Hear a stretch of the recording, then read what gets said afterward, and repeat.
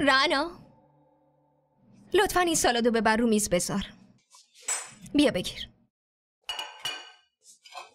درست بذار باشه. دقت کن ببین چیزی کم و کس نباشه.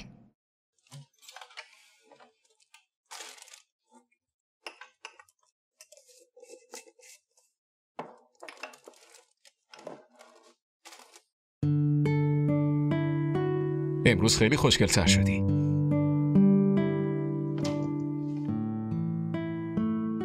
حال زرین خوب شد؟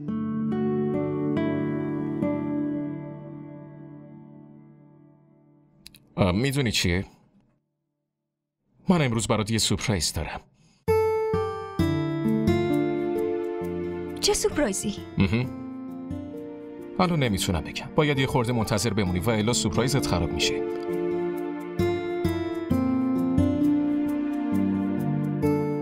بیخیال شو. هرچی فکر کنی نمیتونی حدس بزنی.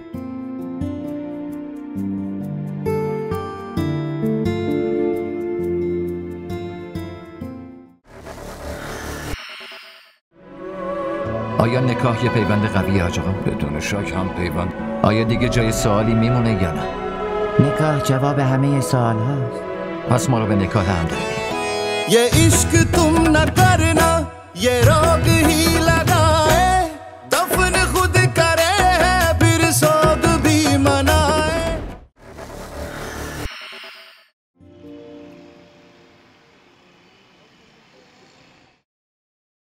سورپرایزم چطور بود؟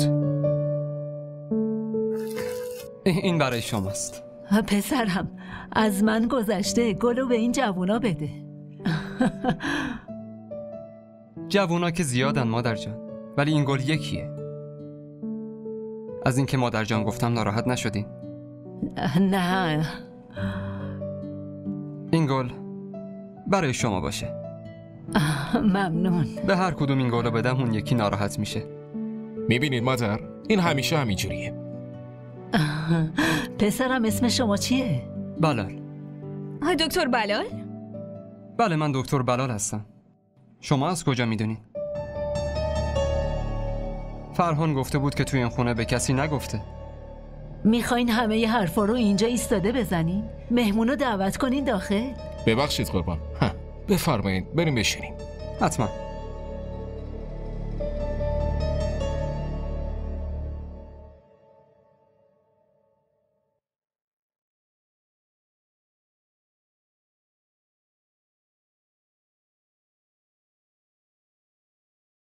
این غذا رو حتما تو درست کردی. خاله آرومتر. شما دوتا همدیگر رو میشناسین؟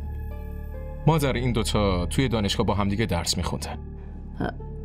که اینطور پس شما دوتا دوست بودین؟ تارا از من کلاس پایین تر بود. فقط در حد یه سلام همدیگر رو میشناختیم. بیشتر از سلام احوال پرسی حرف نزدید؟